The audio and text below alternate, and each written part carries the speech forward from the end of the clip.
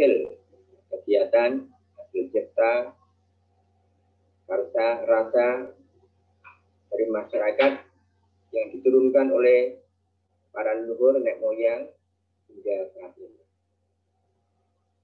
Jadi kira-kira demikian tentang kebudayaan. Meskipun sebetulnya kebudayaan itu sebetulnya banyak sekali. Yang sering kita dengar dan itu adalah hasil karsa manusia. Nah, mengenai industri budaya, ya, itu bisa dimaknai bahwa budaya itu dijadikan komoditas, diperjualbelikan, sehingga di situ ada faktor ekonomi, ada aspek ekonominya, sehingga tidak semata-mata mengembangkan budaya itu sendiri, tetapi juga ada aspek ekonomi, yakni memperoleh keuntungan. Nah, berkaitan dengan industri budaya ini, menurut para pakar yang dimaksud budaya di sini adalah budaya Barat. Budaya Barat yang dimaksud industri budaya.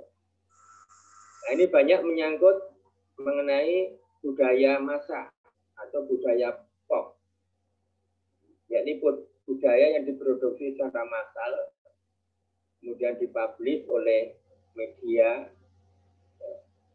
untuk masyarakat, terutama di masyarakat di dunia atau di negara-negara berkembang. Di antaranya adalah menyangkut mengenai misalnya film, kegiatan perfilman, kemudian ada musik, kemudian ada kegiatan olahraga,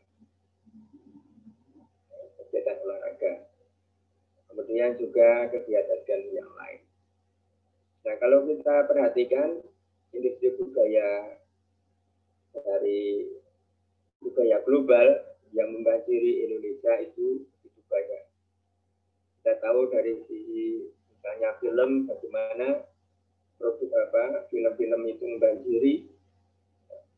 membanjiri negara-negara kita, membanjiri masyarakat kita, yang dipublik oleh media televisi misalnya, sehingga dimanapun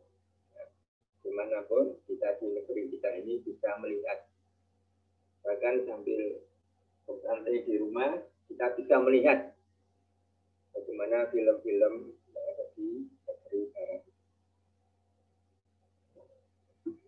dipasarkan ke negara kita. Nah, tentu berkaitan dengan itu tidak selalu jalan dengan kebudayaan atau kepribadian bangsa kita. Tapi yang jelas industri itu akan berkembang. Kemudian contohnya lain adalah mengenai musik. Bagaimana musik dijadikan komoditas ataupun kesenian, termasuk musik itu dijadikan komoditas, sehingga jadilah industri itu menjadi suatu yang massal diketahui oleh masyarakat kita. Kemudian juga contohnya fashion.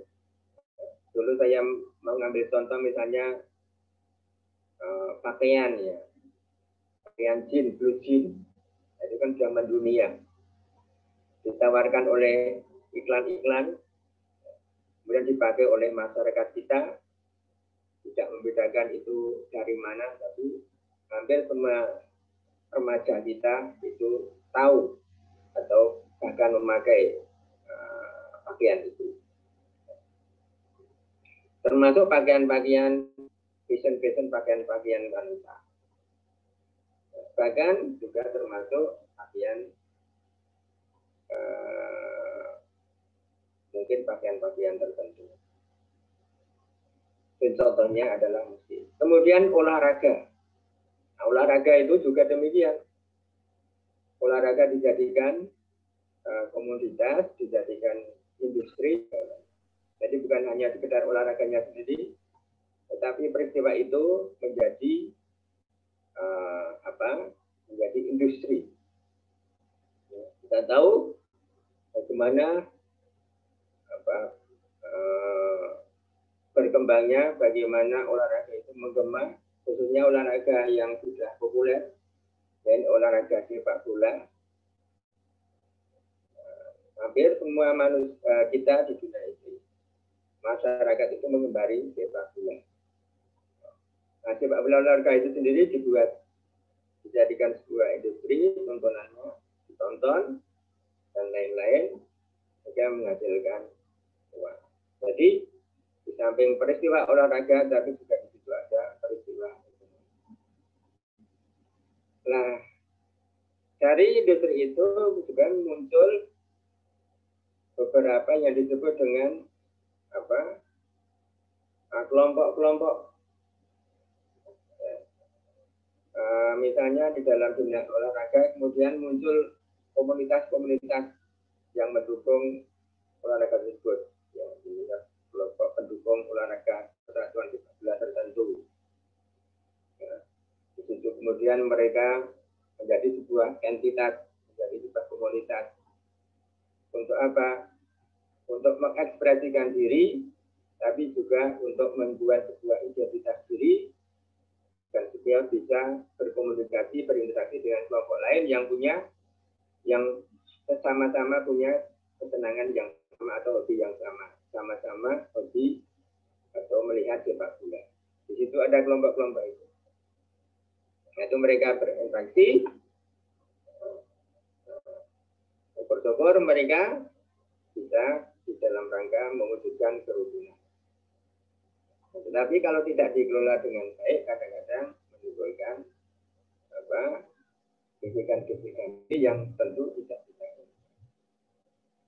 Kemudian di situ juga akan muncul, ya, sampai kelompok-kelompok juga fans, ya, penggemar atau idola tertentu, seorang bintang film atau seorang penyanyi atau apapun. Kemudian di situ ada komunitas idola tertentu, yang semuanya itu bertujuan untuk mempublish idolanya.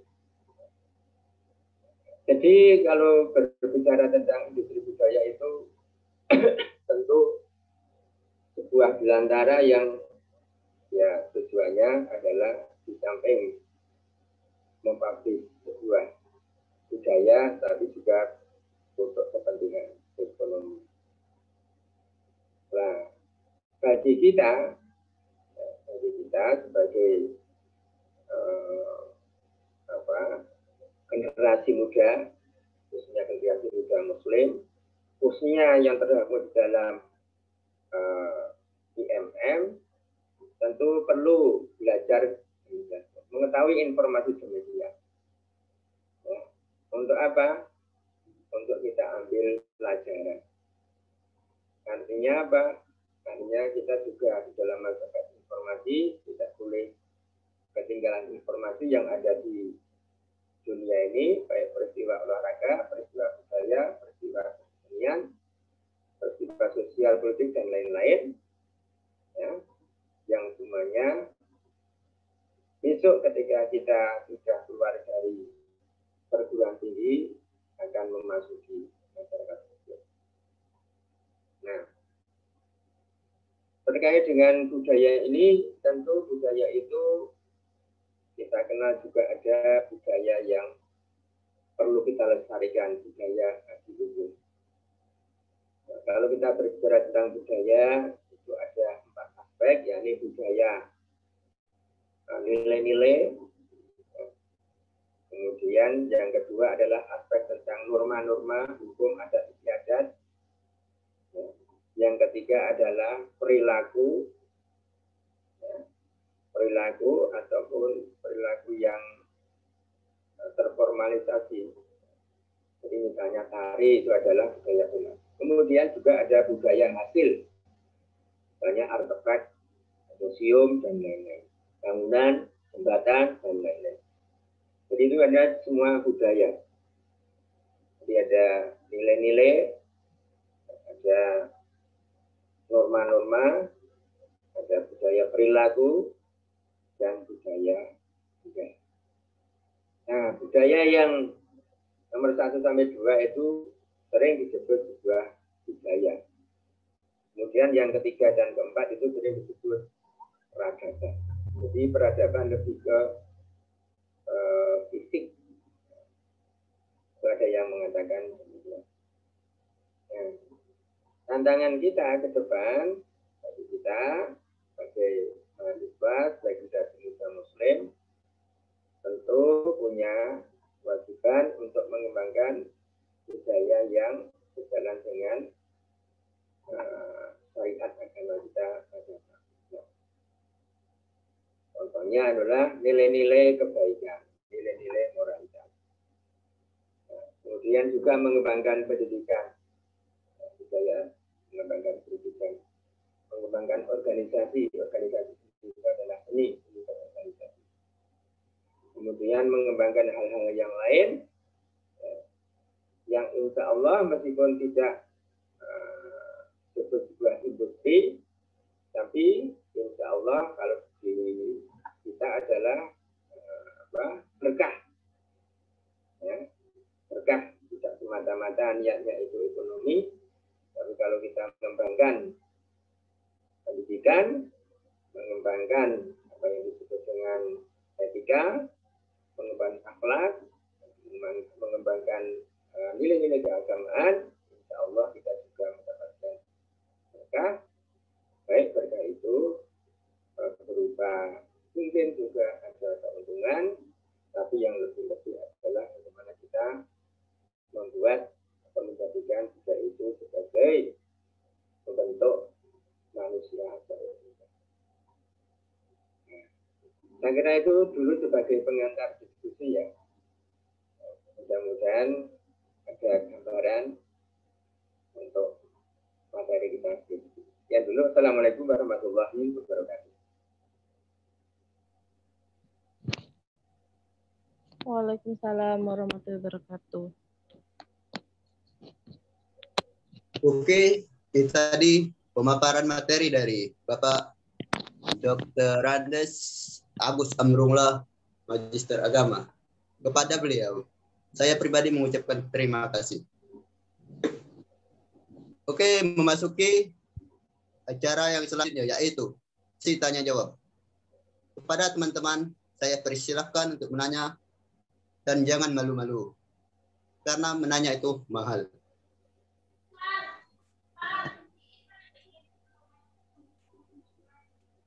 Yuk, teman-teman, silakan nanya. Minjem itu toh, Pak, casmu.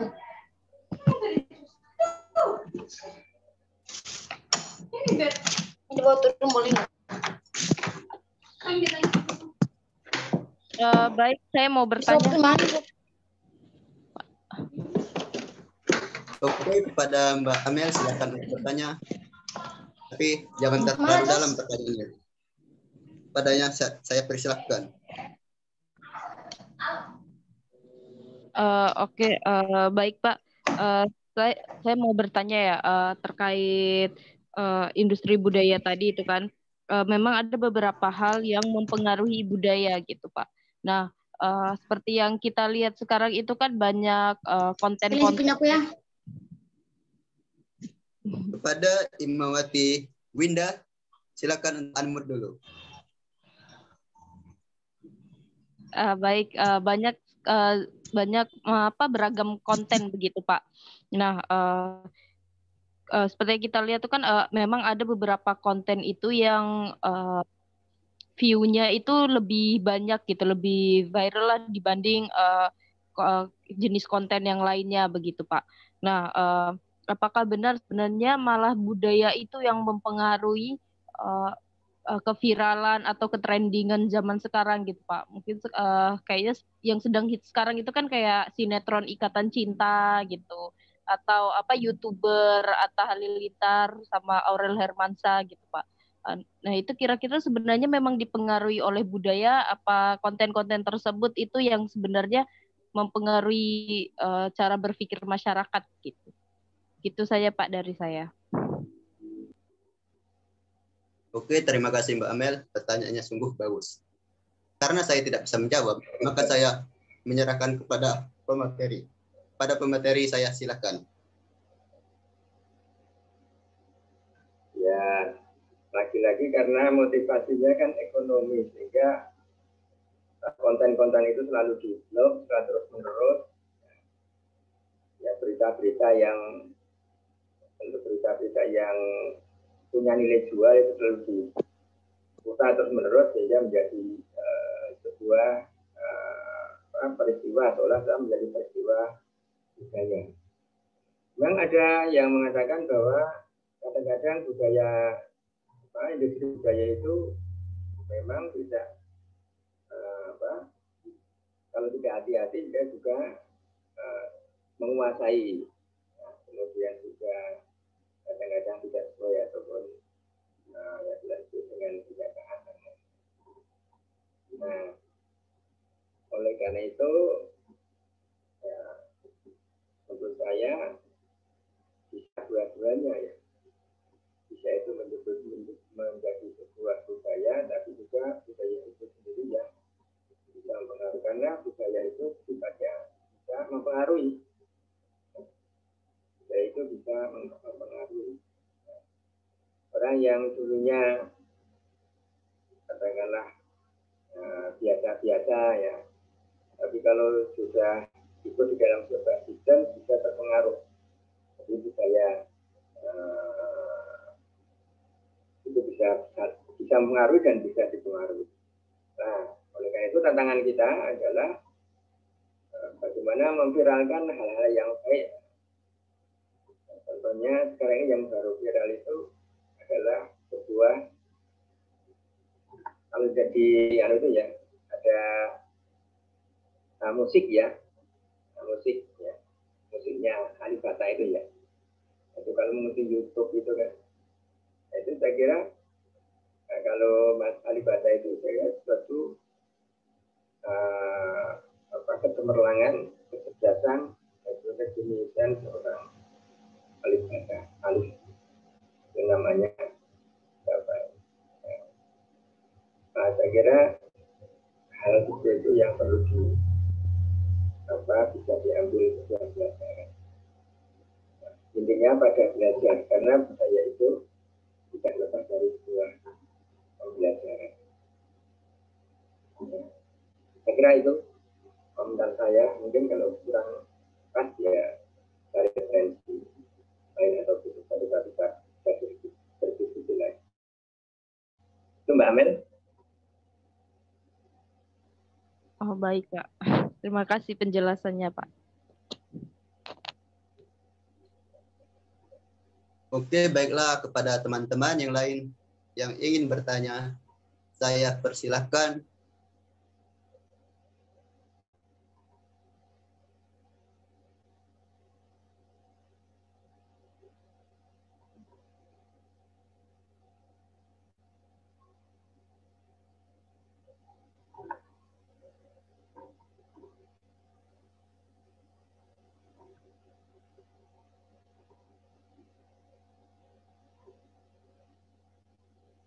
Yuk, teman-teman. Tadi ada Mbak Winda atau siapa tadi? Silakan.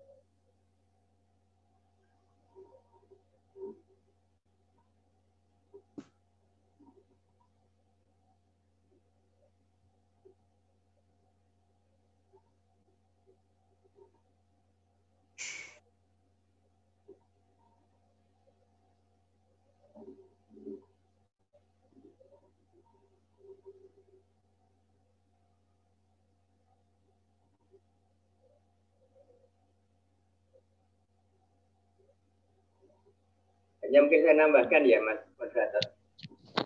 Oh iya.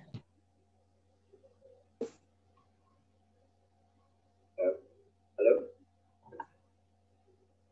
Sebelum ada pertanyaan lagi, tentu mengenai industri budaya ini kita suatu yang tidak terelakkan.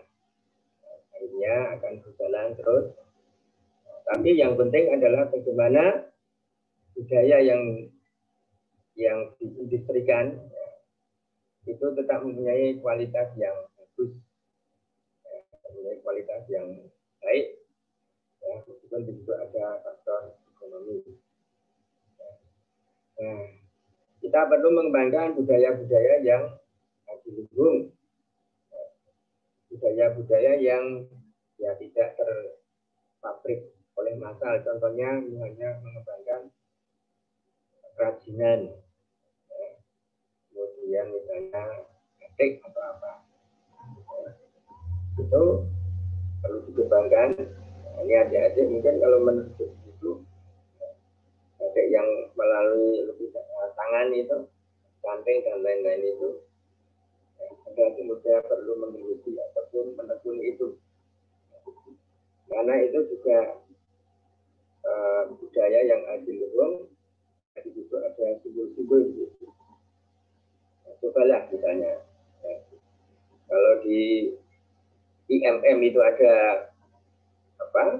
Ada seksi ataupun bidang ekonomi, silakan banyak belajar tentang belajar di Jogja banyak sekali. Kalau kita ingin belajar budaya yang disebut dengan budaya klasik, bisa batik, bisa tari, bisa musik, bisa kesenian yang lain, banyak sekali. Jadi itu lebih ke kesenian ya. Itu bisa kita optimalkan, kita produksi dengan berbagai cara, dengan berbagai sistem, dengan berbagai usaha, sehingga insya Allah kita juga akan turut di situ, meskipun bukan ya industri budaya kecil-kecilan, karena yang industri budaya itu melibatkan dua sistem, dua kekuatan yang kalau adik-adik IMM itu mengembangkan keterampilan ya, khususnya budaya, keterampilan hasil keterampilan intercept dan lain-lain, saya kira bagus juga. Contohnya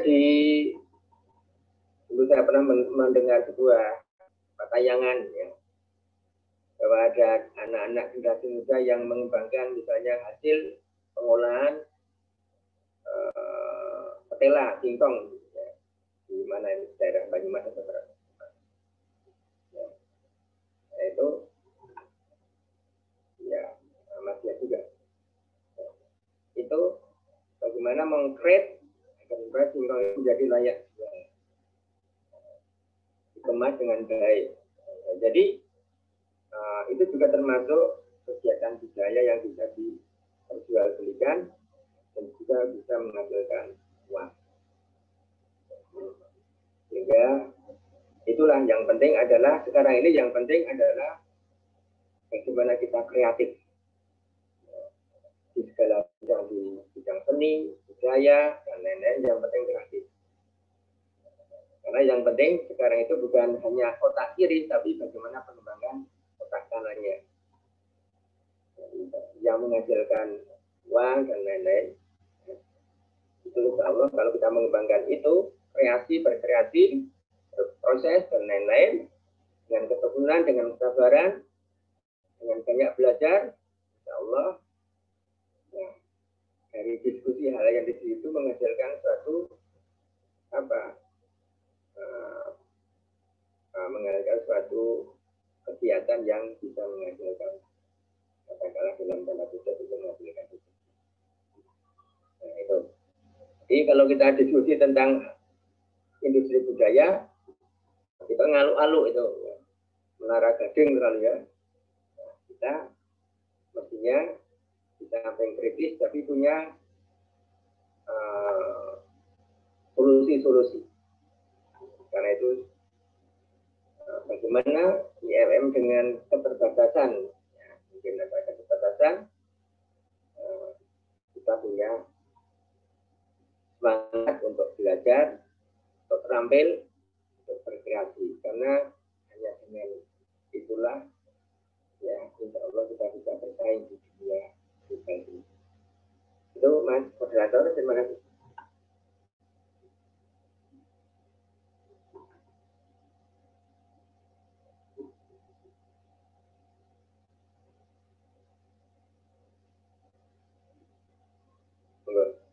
Ini Mbak Amel tanya lagi, monggo.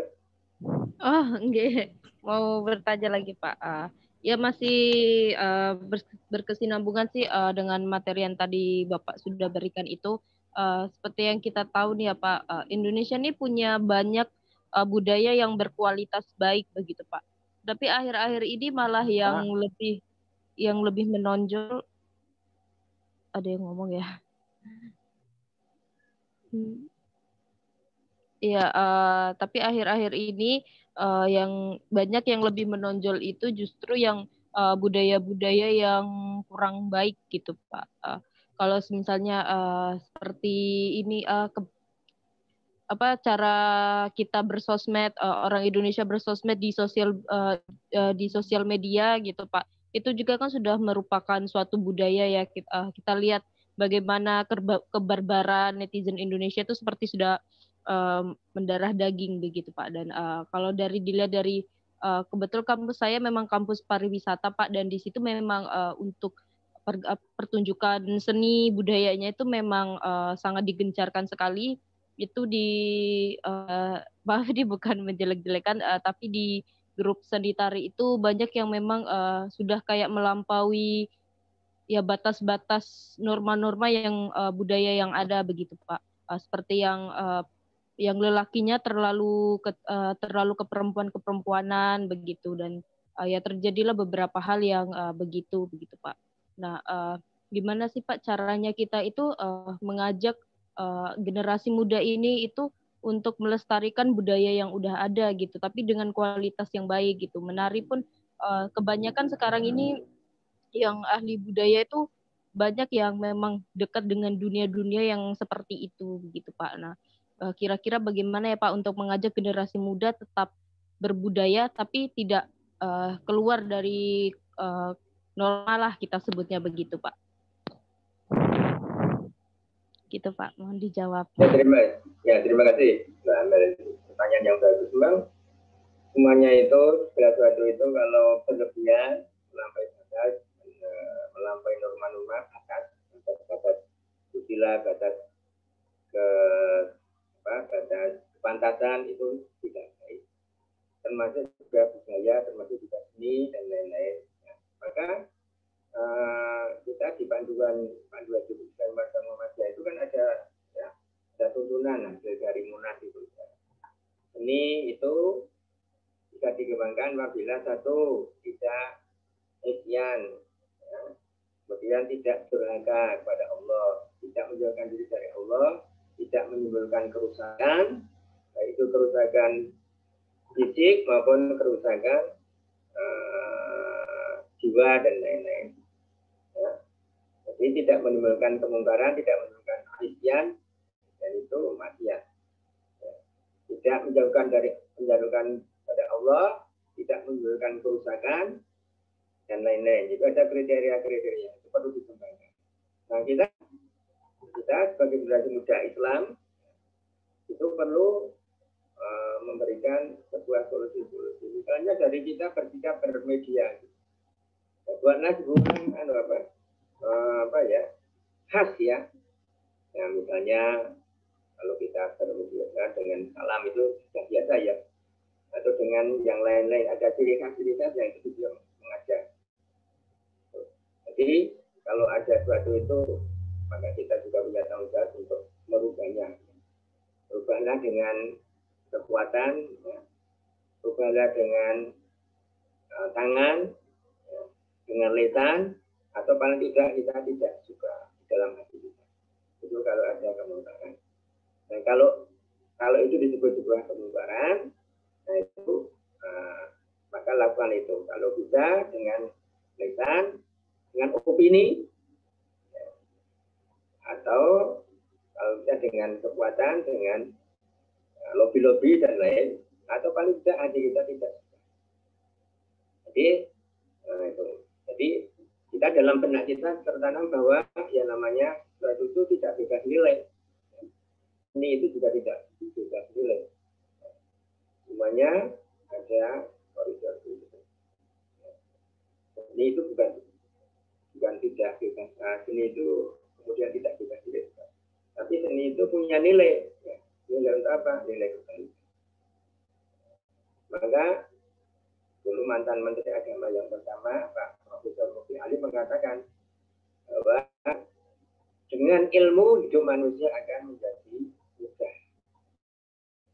Jadi dengan ilmu dan teknologi, meskipun kita berada di mana-mana bisa berdiskusi dengan ilmu teknologi. Kemudian dengan seni hidup manusia menjadi indah. Nah, seni.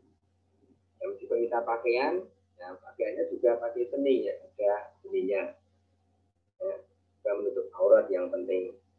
Aurat ada seni, ada juga untuk menghindari dari hawa, menghindari dari terik matahari, hujan dan lain-lain. Jadi seni itu juga dengan seni hidup manusia menjadi indah. Ya, karena seni itu adalah fitrah manusia. Tidak bisa dihilangkan, melekat di dalam diri kita. Maka seni itu kita pelihara untuk apa? Untuk martabat, meningkatkan martabat, ketinggian martabat manusia. Jadi kalau seni itu di dalam norma-norma yang ditentukan oleh Allah SWT melalui Al-Quran dan Hadis, melalui ajaran, melalui kelas, insya Allah artinya seni itu sejalan dan seiring. Ya. Tapi kalau seni itu menyimpang, artinya kodrat kita akan menyimpang dengan kodrat yang lain, dengan fitrah yang lain. Maka seni itu perlu dibantu. Maka itu perlu dibantu.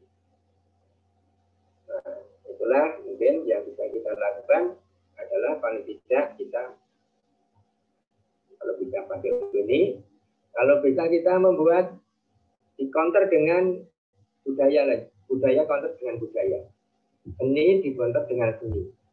Ini yang cobalah kita buat gerakan-gerakan yang menyatukan, gerakan yang merukunkan, gerakan-gerakan yang mengajak kepada Tuhan, gerakan-gerakan Allah. Dengan demikian seni juga berjalan, tapi nilai-nilai agama juga bisa kita pertahankan dan seterusnya bisa kita ciptakan. Saya kira itu kita perlu berkolaborasi dengan kekuatan-kekuatan yang lain. Tidak mungkin kita akan bekerja sendiri. Teman-teman saya bisa koordinasi atau bekerja sama dengan saya, mungkin juga bisa dengan gerakan-gerakan kemajuan yang lain atau dengan komunitas yang lain yang sama-sama mari kita memajukan seni budaya yang sejalan dengan agama kita, sejalan dengan nilai-nilai budaya bangsa kita. Nah, kalau para wisatawan itu datang ke Indonesia itu melihat corak budaya itu yang unik. Budaya itu kan unik. Kalau agama, olahraga, ilmu, teknologi itu kan sifatnya universal. Tapi kalau budaya itu sifatnya adalah unik, ya, parsial, unik, karena hanya berlaku pada lokasi tertentu, tempat tertentu, dan waktu tertentu. Maka orang datang ke Indonesia itu bukan melihat sesuatu yang universal, tapi melihat yang khas. Ke Jogja melihat apa khas, ya, kota tua, melihat keraton, ya, sesuatu yang tidak ada di tempatnya. Sehingga budaya itu adalah, maka antar budaya, antar etnis se-Indonesia banyak, nah, itu perlu kita ta'aruf antara satu dengan lain. Itu perlu. Saya kira itu, Mbak. Kemudian menambah. Terima kasih. Ya Pak, terima kasih atas jawabannya. Sebenarnya banyak juga kalau terkait budaya nih banyak hal ya Pak yang sebenarnya bisa kita diskusikan begitu. mengingat Ya. sekarang itu krisis budaya tuh lagi tinggi-tingginya begitu Pak. Ya, ya. Oh ya Pak, ini mungkin saya minta pendapat Bapak saja. Dulu itu pernah ada film Indonesia, judulnya itu Kucumbu Tubuh Indahku. Nah, itu memang sangat budaya sekali begitu Pak filmnya. Secara dari budayawan sendiri itu sangat mengapresiasi film tersebut begitu Pak. Nah, sedangkan dari yang orang-orang yang taat pada agama begitu Pak, yang berpegang pada agama tuh sangat menghujat film ini begitu karena dianggap apa ya terlalu mengagungkan LGBT begitu Pak. Karena memang di film itu kan mengisahkan tentang penari begitu Pak, penari lelaki yang memang terkenal gemulai dan lain sebagainya begitu. Mungkin ini minta pendapat Bapak saja. Ya. Ya, kalau menurut saya ya sekali lagi bahwa film yang bagus itu bukan hanya dilihat dari apa ya teknisnya ya, teknis perfilmannya, tapi bagaimana tema-tema, pesan apa, message apa yang akan dibawa. Nah, oleh karena itu sekali lagi cobalah ya teman-teman IMM membuat, saya kira bisa membuat film lah, film pendek lah, film pendek yang ya mau mengambil tema apa, misalnya mengambil tema tentang persaudaraan, mengambil tema tentang kreativitas, mengambil tema tentang menjunjung nilai-nilai norma-norma. Saya kira dibungkus dengan film yang pendek bisa kita begitu. Insya Allah kalau film itu bagus, banyak orang yang tertarik. Kalau banyak orang yang tertarik itu banyak orang yang membantu. Mungkin dari sisi keahliannya, mungkin dari sisi marketingnya, mungkin dari sisi produsernya, mungkin dari sisi anggarannya. Cobalah kreasi-kreasi yang ada di teman-teman AMM itu juga dieksplor. Kan ya. Mbak Amel mungkin punya potensi di mana ya, di seni apa, saya kira perlu diekspor. Kalau dengan demikian, meskipun kita hanya kata setitik suatu ya, pelita yang satu yang katakanlah kecil, tapi kalau bisa mewarnai, akan bagus. Karena bagaimanapun juga yang namanya itu kan kita ada semacam persaingan, ya, persaingan budaya. Masing-masing akan bawa tema, masing-masing punya kepentingan. Di situ banyak kepentingan. Dan lagi di situ banyak kepentingan. Kepentingan besarnya apa? Misalnya kapital. Kepentingan besar kapital itu. Turunan nilai itu seperti seni yang katakan menurut kita itu tidak meninggalkan nilai-nilai, tapi bagi mereka misalnya itu memang seni. Ya, bahkan foto orang yang katakanlah kalau kita tidak sesuai norma itu bagi mereka, bagi orang yang punya pemahaman itu adalah seni. Jadi ya seni. Tapi kalau kita kan, saya kira itu kita punya identitas harus kita tegakkan. Justru orang menghargai kita karena kita punya identitas. Sekian Mbak, terima kasih. Baik Pak, terima kasih atas opininya dan juga dapat saran baru juga dari Bapak. Ya.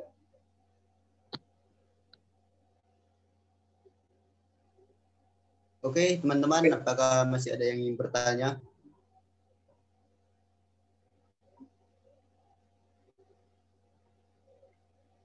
Berapa saya pertanyaan? bertanya boleh nggak? Baca lagi. Gini loh, kan selama saya di Jogja, ini jadi penasaran, buat yang bikin penasaran saya.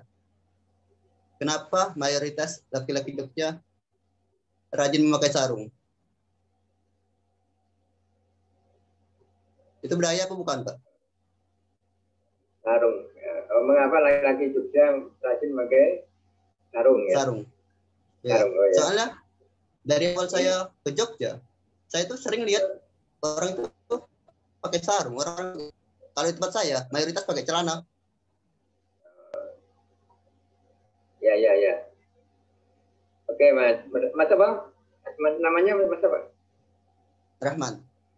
Moderat siapa? Rahman. Rahman ya. Oke, Mas Rahman ya. Bukan hanya ke Jogja, kalau Mas Rahman pergi ke Bandung, pergi ke Surabaya, pergi ke Jawa Barat lah, banyak kita jumpai sarung. Karena sarung itu ada termasuk budaya.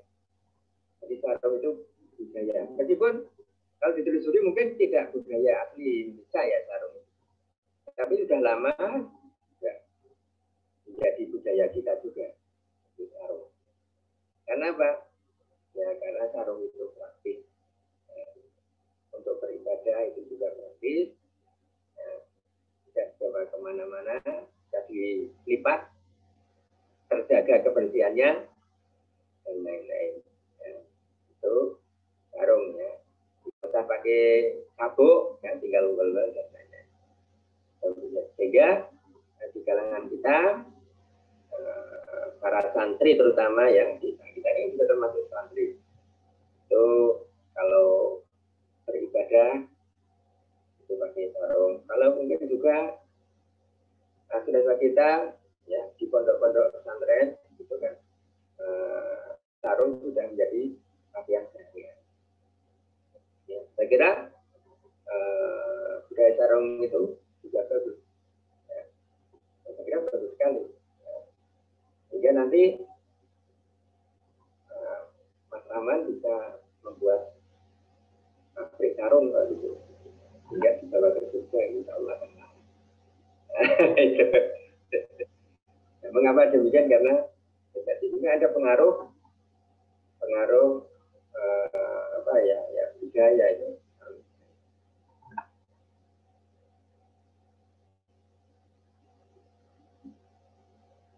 Akhirnya teman. Ya Pak, makasih. Mas Rahman dari mana? Saya dari Palembang, Pak. Oh, Palembang. Oh, dari Palembang. Iya. Oh, iya, iya.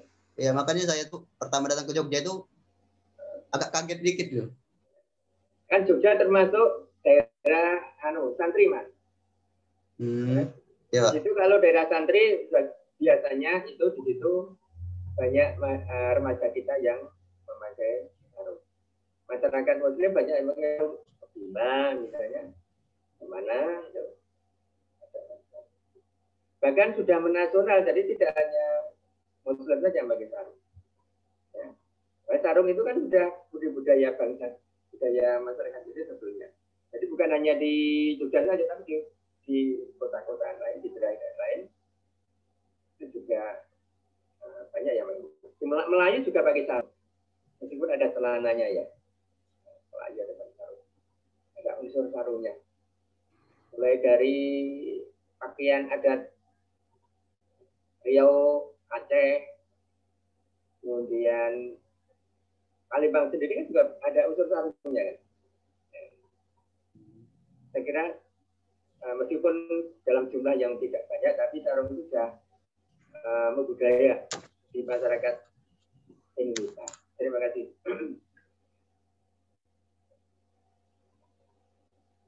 Ya Pak, makasih. Tadi ada yang tanya Mbak Linda tadi jadi nggak?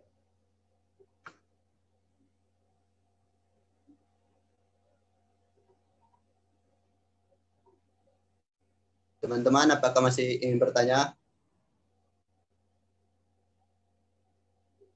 Mas Rahman, nih saya tanya, peserta yang bergabung di diskusi sore ini berapa, Mas Rahman? Apa Pak? Pesertanya berapa? Pesertanya berapa? Peserta diskusi. 11 orang Pak saat ini. Ini 11 Pak. Alhamdulillah. Oh iya, iya, iya. Kalau sudah tidak ada, saya akhiri ya. Dari saya, cukup ya. Bagaimana teman-teman? Apakah masih ada yang ingin bertanya? Mungkin tidak ada ya. Karena Kalau ini tidak juga ada, sudah sore. maaf, kalau tidak ada, saya akhiri dengan sebuah pantun ya. Boleh, Bapak. Boleh, Bapak. Boleh, Pak. Boleh, Pak. Ya, Pak. Hari Jumat pakai kopiah. Cakep. Jumat pakai kopiah. Hari Jumat beli kopiah, pulangnya jangan lupa mampir beli keju. Selamat milad untuk Ikatan Mahasiswa Muhammadiyah. Semoga ke depan tambah maju. Ya, Assalamualaikum warahmatullahi wabarakatuh. Amin. Terima kasih banyak. Amin. Terima kasih, Pak. Assalamualaikum warahmatullahi wabarakatuh.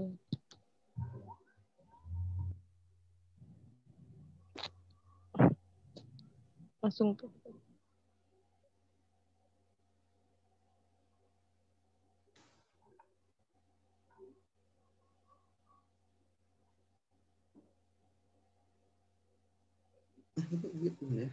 Oke.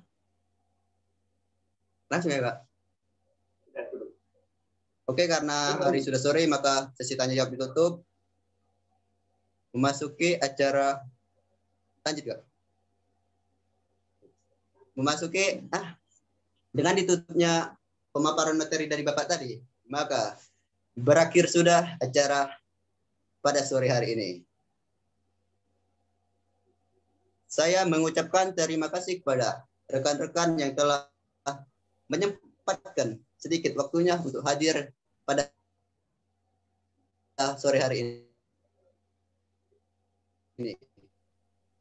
Dan terima kasih juga ke Bapak Dr. Andes Agus Amrullah MA karena materinya sudah sangat bagus. Saya selaku moderator dalam memandu acara pada sore hari ini, saya mohon maaf. Billahi fisaq fastabiqul khairat. Wassalamualaikum warahmatullahi wabarakatuh. Waalaikumsalam warahmatullahi wabarakatuh. Waalaikumsalam. Waalaikumsalam warahmatullahi wabarakatuh.